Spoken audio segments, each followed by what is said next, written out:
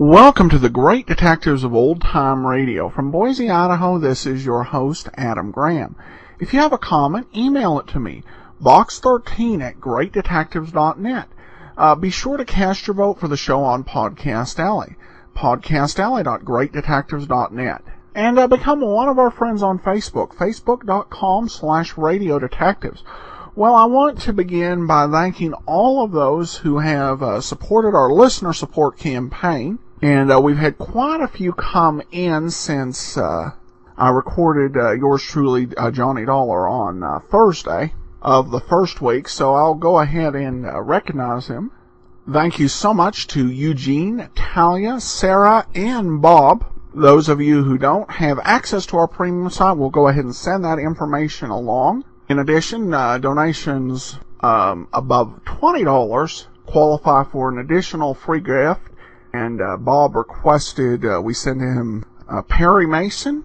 So we've gone ahead and sent out an audible download for the Colonial Radio Theater's presentation through Brilliance Audio of Perry Mason and the Case of the Velvet Claws. To take part in the campaign, visit support.greatdetectives.net. And if you'd like to receive one of the extra gifts that you're eligible for, just include a note in your donation and we'll do that for you. All donations must be received through PayPal by September 10th, or if they're sent through the mail, they must be postmarked by September the 10th. Thank you so much for all your support. Let's go ahead and we'll take a listen to today's episode of Barrie Craig. It's called Fatal Appointment. William Gargan stars as Barrie Craig, confidential investigator.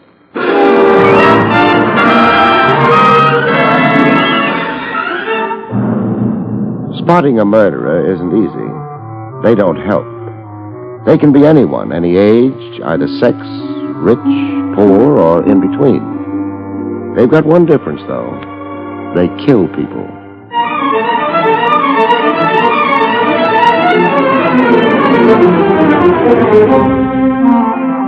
The National Broadcasting Company presents William Gargan in another transcribed drama of mystery and adventure with America's #1 detective, Barrie Craig, confidential investigator.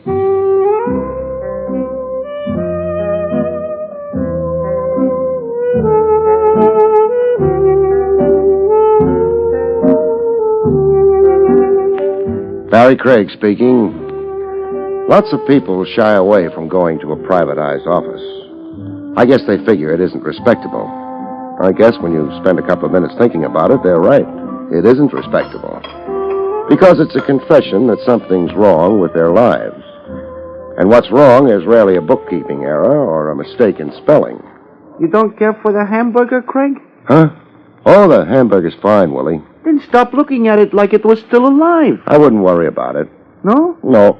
Even if it was still struggling, your coffee would kill it. What's the matter with the coffee you get at Willie's Wagon? Nothing. I'm sure you use only the finest grade of sulfuric acid in it. You got a tender stomach? I doubt it. I'm still alive. Yeah, fine type of customer I get here. Wise guys. Wise guys? Look at your hamburger. She ain't in your price class. Who? Oh, say, he could be right. That fur she's dragging around was contributed by only the highest type minks. You'd better wait on her. She might get impatient. I can't. Huh? I ain't had a manicure in weeks. You are Mr. Craig. I am? I waited outside the building in which you have your office until you left. I followed you here. You're allergic to offices? Well, I couldn't... do you mind talking business here? Would you like something to eat or drink? No. Willie, go polish your coffee iron. Huh?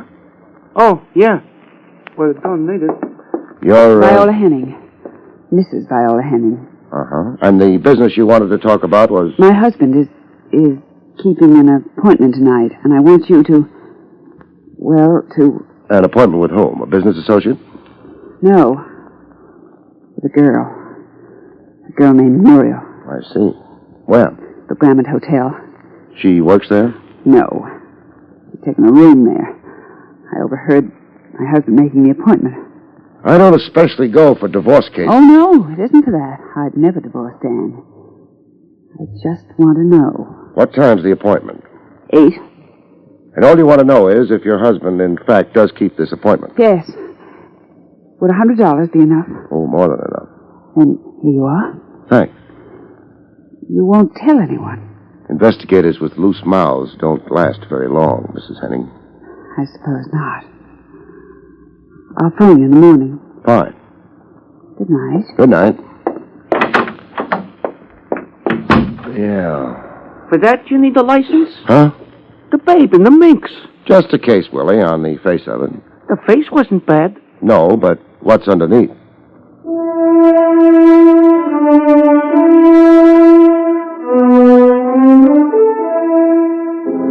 I killed some time with Willie. His feeling is he's a very good gin player. I won enough hamburger for half a dozen cases of acute indigestion and then went on to the Hotel Grammont. I let the clerk in on my little secret.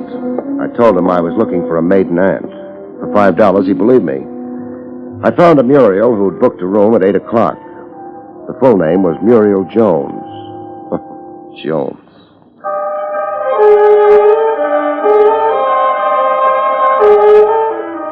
The room number was 807. The time was 20 minutes after 8. I decided I'd be the boy bringing the ice water. Maybe they hadn't ordered ice water. That would be all right. I didn't have any with me. I lifted my hand to knock, and I didn't get around to it. The door was locked. Nothing happened after the shot, so I knocked after all. Maybe I was naive, but kicking the door in didn't seem practical. I turned out to be right. Mr. Craig! Hello, Mrs. Henning. Mind if I come in? No.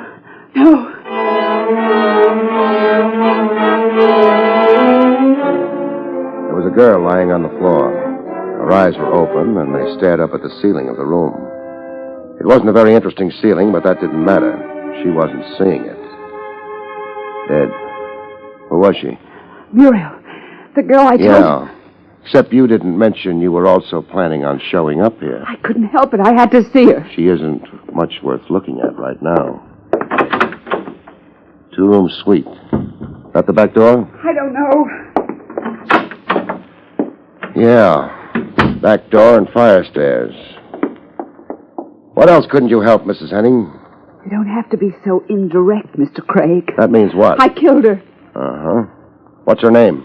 Muriel. Muriel Jones. No. Why do you say no? That dress she's wearing. Too good for a hotel like this. That's the only name I knew her by. Those gloves you're wearing. They're for driving. Well, that is, I wore them so that I wouldn't leave fingerprints. It doesn't explain why you didn't use that back door to get out of here after you shot her. I changed my mind about hiding my guilt. Tell me how you killed her. Start outside in the hallway. You came to the door, you knocked. Yes. She opened the door. When I came in, she shut the door. She didn't know who I was. I told her. She liked that? It didn't seem to matter to her. I accused her of taking my husband from me. She laughed at me. So I shot her. You had a gun? Yes. You shot her. She fell down and died. You heard me knock. You hesitated. Then you opened the door. Yes. I've had time to look around the room. And I've looked. What difference does that make? You say you shot her. I did. What did you do with the gun? Eat it?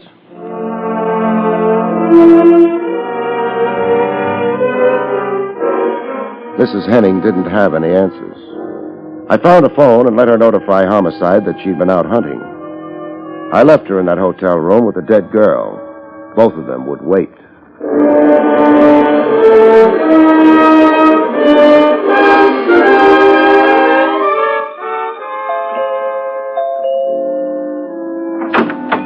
The butler at the Henning home didn't seem delighted to see me. I think it was my tie bothered him most. I figured if I ever wanted to visit again, I'd get it hand-painted. Johns tells me your name is Craig. Johns tells you the truth, Mr. Henning. Yes. Well, what... I'm a confidential investigator. I could show you credentials. Oh, there's no reason to waste them on me. What can I do for you? Is your wife in? My wife? Why, yes, she's upstairs asleep. Asleep? It's a little early for that, isn't it? I don't see how that's any of your concern. I guess you don't. Would you mind asking her to come downstairs? I most certainly would. I'm afraid you'll have to anyway. I don't see why. You're not curious enough about why a private detective is calling? I'm merely assuming that you'll inform me sooner or later. Let's say for the time being that it's because your wife hired me to do a job for her. What job? The information is confidential. I refuse to believe That's silly. All you have to do is ask your wife. Well, yes, but... Or are you afraid to? I resent... Don't bother resenting. Check with your wife. If she doesn't want to come down, you can throw me out. Well, all right.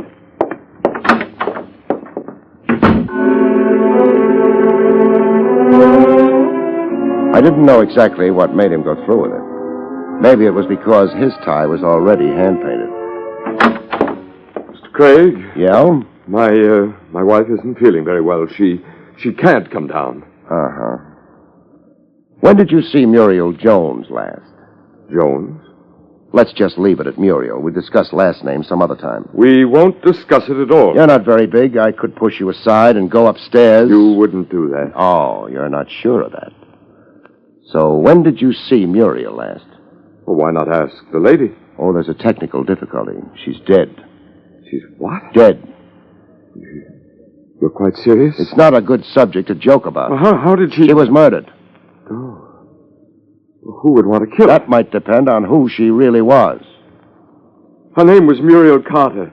She sang at the Bright Star. Her voice was very beautiful. She's still dead. I find that hard to believe. She had such a rare quality. It didn't stop the murderer. She was, in her way and in our time, a lovely princess. I've heard of the Bright Star. It's run by a man named Thompson. He's short, fat, and greedy. As far as I know, he doesn't hire princesses. Now, what do you mean by that? She sang for Thompson, that's all. And what did she do for you? I think you'd better get out. I'd like to, except I've got a client. I'm in the middle, whether I like it or not. I could say I don't like it, but what good would that do? Did you keep your appointment at the Grammont Hotel tonight? That's not a job. I had no appointment tonight. It might pay you to keep in touch with your wife. Good night, Henning. Good night. Your wife, who's upstairs and not very well. Yes? By this time, she's also downtown having a conversation with the district attorney. Did I say good night?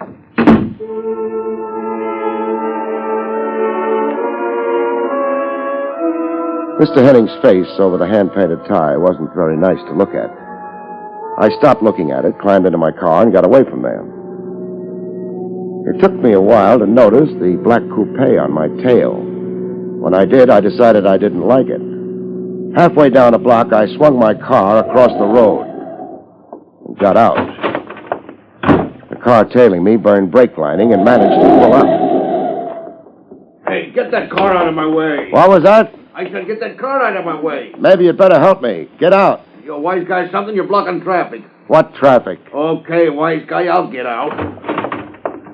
That's better. Hey, You're looking for me? Let go of my arm. Who do you think you are? Who do you think I am? Okay. Now maybe you won't be so smart. That's a nice gun. Got a license for it? You in the license business? No, but... Hey! I'll borrow it. Thanks. You can't. Who put you on my tail? I don't know what you're talking Who about. put you on my tail? You'd like to know, wouldn't you?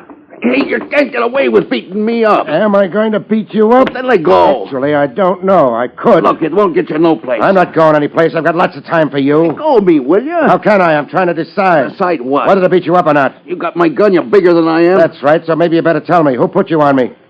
Mac Thompson. Thompson? Gentleman who runs the Bright Star, huh? Pull your car over to the curb. We'll ride in mine. I kind of need a star in my life, especially a bright star. His name was Lester. He wasn't very brave without a gun. Gunmen rarely are. He pulled his car over to the curb, got into mine, and we went to the Bright Star. We didn't disturb the customers. We used a back entrance, the kind of entrance I was accustomed to. Private investigators don't rate socially. This here's Mr. Thompson's office. Don't knock. Mr. Thompson. Lester, what are you doing here? He's trailing me. He trailed me right into your office, Thompson. I had a little trouble with him. He's got my gun. Indeed. And you'd be, Craig. Barrie Craig. Oh, a boy with a license. I might mention that Lester has a license for that gun of his, too. Makes it nice for the city taxes. You, could get into trouble taking his gun, Craig. He could get into worse trouble pointing it at people. Well, he threw his weight around, Mr. Thompson. All right, get out, Lester. Okay, only you ain't sore at me, Mr. Thompson. I couldn't help it. Get out. Yeah, Mr. Thompson. Yeah. Lester isn't a very strong character. I wasn't a character analysis of Lester that brought you here, Craig. No. Now, I don't want any trouble with you. I don't think you want any with me. I have a friend or two in the department. That's nice. That license you own, has to be renewed every year. Now you're frightening me. I have no intention to, merely making things clear. Thanks. Now, would you make it clear why you put Lester on my tail? I didn't. He, misunderstood his instructions. Uh-huh. How was Muriel's act tonight? Muriel? Muriel Carter. She didn't appear tonight. Why not? Well, you know how these things are. I don't. Thompson, where were you around 8:15 tonight? Here, reading a good book. How many witnesses? 4, 8. How many would you like? You've got a large payroll. Thank you. Now that you've stopped imitating a detective, what happened at 8:15 tonight? Muriel Carter quit the Bright Star. You practicing to be a theatrical agent? 2 bullets hit her. Oh? How sordid. Not to mention fatal. You know something? I'd like to have the gun those bullets came out of. At 8:15 tonight, I was here reading a good book. 8 witnesses, Craig. That ought to be enough.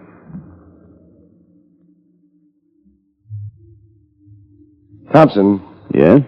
I don't believe the performance. I beg your pardon? You're playing it too tough, too straight. Which means? I think you went for her. That may be true. It's a habit of mine. I've seen her. More than habit, Thompson. She was worth a gross of your ordinary stock. Possibly. So I'm all broken up inside by the news. It wasn't news. Why was Lester staked out at the Henning home? Good night, Mr. Craig. I'm still looking for that gun. Good night. The hallway outside Thompson's office had run out of lights. It was dark, and I headed for the floor quick, but halfway down I found out it wasn't entirely my own idea.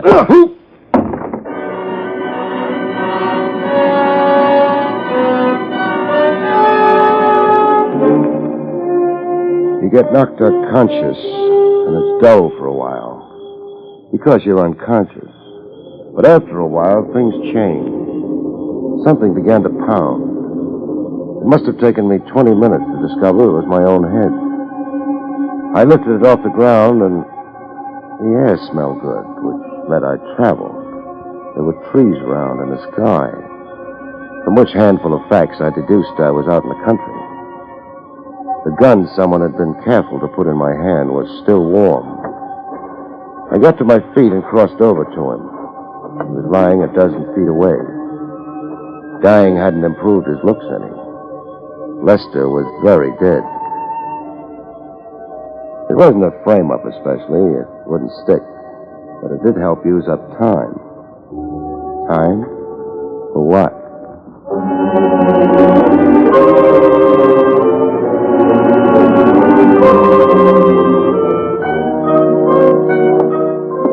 Headquarters had a nice green lamp burning outside. The trouble with hanging around police headquarters is you can't ever lock the front door. Hello, Lieutenant Rogers. Anybody comes in. Even... Hold on a minute while I look around and whisper. Even private detectives. Some fun. Barrie, you're not your usual blithe and buxom self.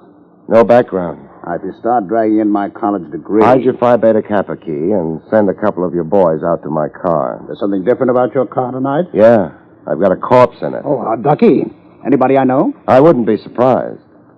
Oh, say, Trav, I'd like to talk to Mrs. Henning. I've seen her. I'd like to talk to her, too. What?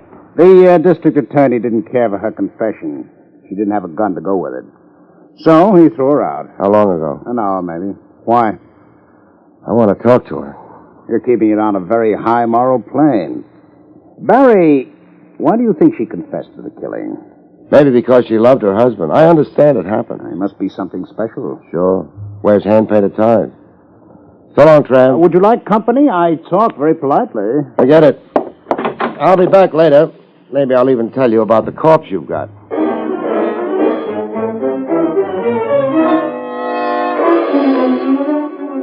My head didn't feel too good. Maybe I was wrong. I'd find out. The Henning house was dark when I got to it.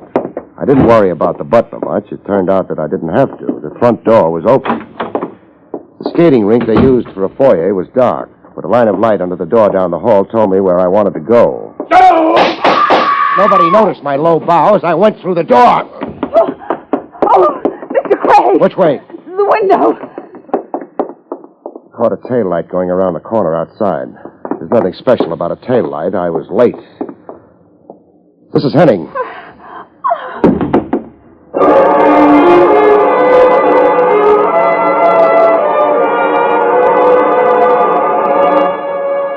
She fainted. It was a break for her. She could stop looking at her husband. As for him, maybe he was looking at something, but it wasn't anything a pair of living eyes could see.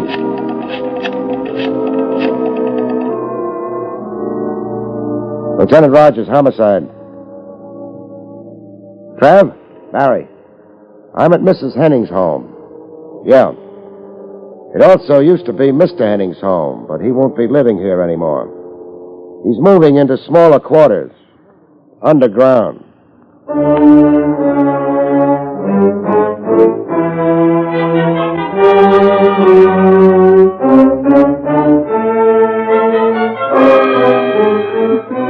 Take it easy, Mrs. Henning. You've got lots of time to settle down with your husband's death. It isn't possible. It's possible. It happens all the time. But who could have done it? That's for later. You wouldn't want to confess to this murder, too, would you? How can you say things like that? Practice. I need a little information, quick. The truth, maybe. What happened at the Gargan Hotel? For real? The hotel? I got there after Dan did. From the hallway, I could hear him and that girl quarreling. And then the shots. I wanted to run, but I went in. Dan wasn't there, but... Oh, I can't go on with this. You don't have to. Just hang around and greet the cops, huh?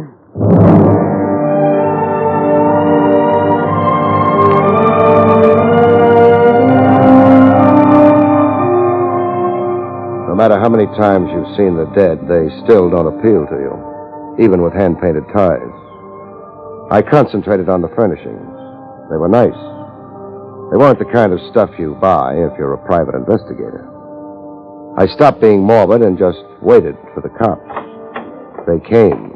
I brought a few friends along, Barrie. Do you mind? I don't mind, Trav. I was worried. Where's the object of our affections? Over near the window. I hope he hasn't left. He hasn't left. Boys, make with the routine, huh? Wouldn't he cash a check for you? I'm not killing people this week. Mrs. Henning? No. Henning was shot from outside the window. Mrs. Henning was in the room when I arrived and heard the shots. That's nice. Maybe it's the perfect crime. Maybe. Mrs. Henning's in her bedroom. I imagine she'll wake up if you knock. So long. And where, if I'm not too inquisitive, would you be going? You're too inquisitive. Barrie! Don't worry about it. All I'm doing is looking for a star to hitch a wagon to. A death wagon.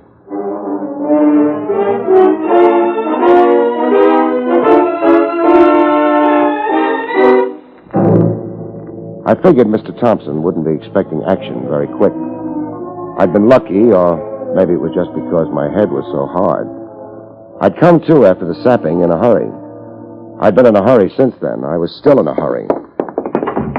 Who is it? I didn't build that door very strong. Craig, Craig.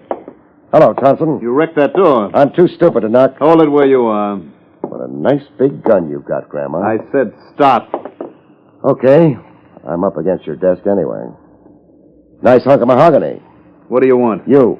Look, I'm in no mood. This isn't comedy. I want you for murder, Thompson. Why don't you come and get me? I will if I have to. You under the impression you're bulletproof? I'm glad you reminded me. Very nice hunk of mahogany. Pity it got in your way.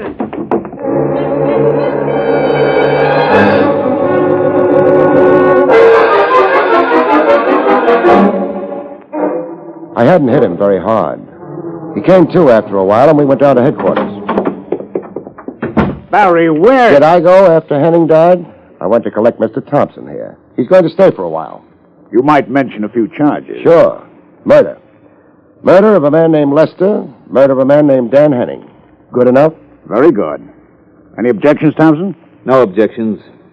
I killed Lester. He was a weak character. Craig made a point of it. He was tying me in too tightly. The boy's got good grammar. I'm appreciating it. How about Henning? Why kill him? Because he murdered Muriel. You didn't know it, did you? He murdered Muriel. And even now, with me where I am, I can almost figure it's worth it. You see, I did know her.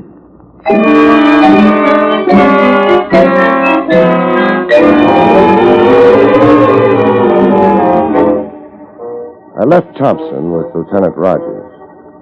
Maybe, according to his own bookkeeping, he'd been right.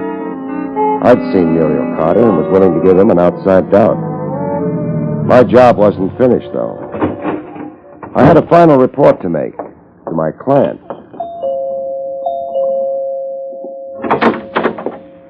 Mr. Craig. Yeah. Mind if I come in? I don't think I'll ever mind anything anymore. Come in. Thank you. The police are gone. They took Dan. You better sit down. Yes, hadn't I? You hired me. I've got to finish things up. Things? What things? I didn't know there was anything left. Oh, nothing important, but... Mrs. Henning, did your husband ever wear driving gloves? No. Or any other kind? No, he didn't. Thompson's been arrested. Thompson's the man who killed your husband. Oh?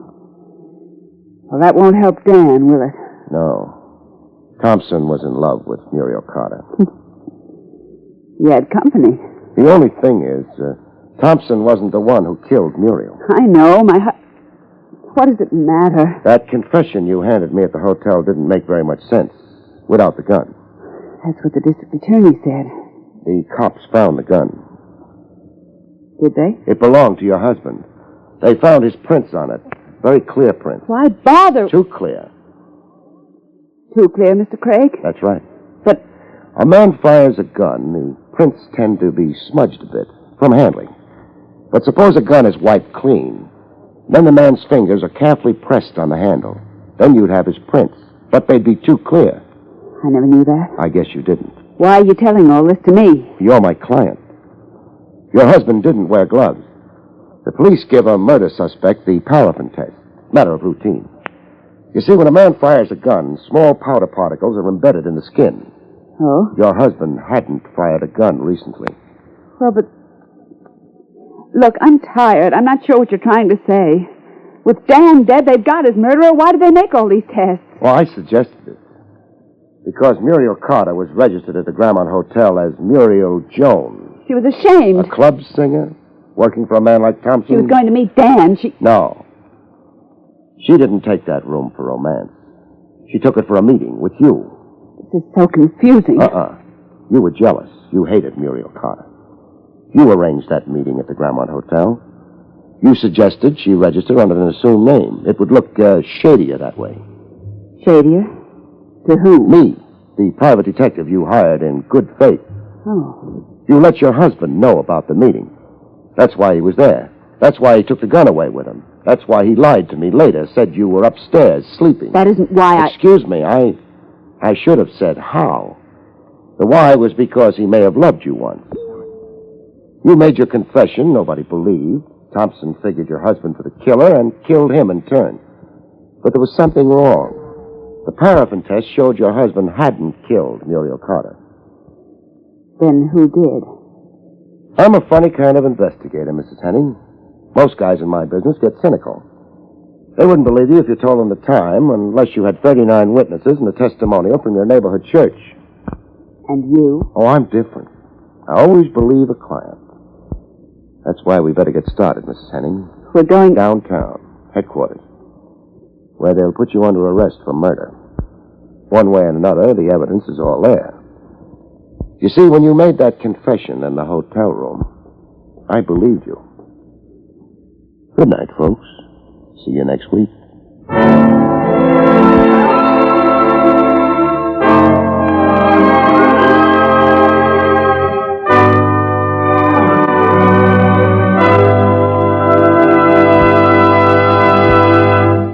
have been listening to William Gargan in another exciting transcribed mystery drama from the adventures of Barrie Craig, confidential investigator. Tonight's story, Fatal Appointment, was written by Lou Vittis. Next week, it's the strange story titled The Deadly Fight, about which Barrie Craig has this to say. Next week, I meet a widow who can't find tears, an obituary notice in search of a corpse, and a boxing champ whose biggest win is a fight strictly off the record. See you next week, folks.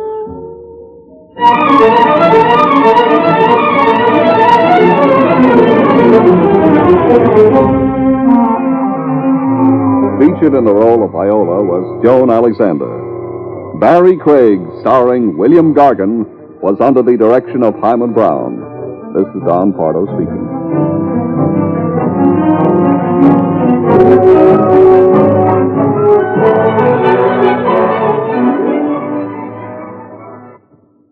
Great chimes mean good times on NBC. Thursday evening on NBC, enjoy comedy with Robert Young as he tries to convince the rest of the family that, without a doubt, Father knows best. Then lovely Rosemary Clooney is guest vocalist with Guy Lombardo and the orchestra on Your Hit Parade. And for high adventure, join Mr. Keene, tracer of lost persons, as he investigates the alcoholic bride murder case. Then Saturday, it's the Camel Caravan with Vaughn Monroe and his orchestra. Now enjoy Meredith Wilson's Music Room on NBC.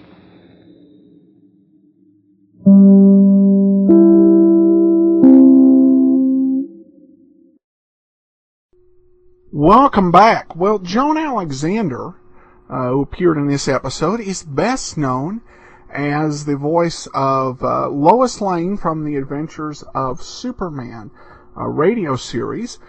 She also did the voice of Lois Lane in the Max Fleischer cartoons, and even into some of the series in the 1960s, she was the voice of Lois Lane. And she really tended to operate within the world of New York radio, so we don't get to hear her as much on the Hollywood-based programs. And this was, of course, another fine mystery with twists and turns right up until the final conclusion. But this was a fun episode, and kind of the downside of having an investigator who believes what you said. So, well, we turn now to other listener comments. We've got this from Ruth Ellen Gruber, who actually shares a very interesting article she did, a travel article, where she went to Montenegro and searched for the fictional birthplace of Nero Wolfe, and retraced a lot of the steps that Wolfe took in the novel The Black Mountain. So it's a great article. It's in the archives over at the LA Times. The title is Investigating the Footsteps of Nero Wolfe, and you can find that over on our Facebook page at facebook.com/Radio Detectives, or you can probably also find it by doing a search online of the LA Times archives. Patrick goes ahead and he also asks, Adam, have you featured any shows which Paul Frees voiced? I'm only vaguely acquainted with his vast career, and I'm assuming he did some radio detective shows at some point. Thanks again, and keep up the great work. Well, Paul Frees's only starring role in a detective series came in the show Crime Correspondent, which aired for 1 month in November of 1949. And there's one episode that survives, and I do have that on the list of shows to do. But beyond Paul Frees's appearance in Crime Correspondent, he has been kind of sprinkled throughout our detective shows. He's provided some voices on Let George Do It. So very talented person. Another one of those actors who provided a lot of voice talent in the golden age of radio. And also, of course, as you mentioned, being aware of the history, a lot in animation, I believe he was Dr. Ludwig von Drake. So very talented, and he will pop up throughout this just to do a guest voice several times. Suspense, Casebook of Gregory Hood, and of course Let George Do It. We'll continue to hear his voice come up as it was so essential in the golden age of radio.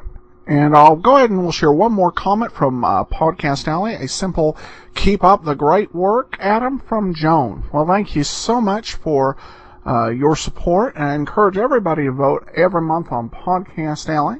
That will do it for today. We will be back tomorrow with Rogues Gallery. And next week, join us for another episode of Barrie Craig Confidential Investigator. Remember to support our listener support campaign at support.greatdetectives.net. And to be part of the campaign and eligible for the additional gifts available, please have your donations in by September the 10th at support.greatdetectives.net. Become one of our friends on Facebook, facebook.com/radiodetectives. But from Boise, Idaho, this is your host, Adam Graham, signing off.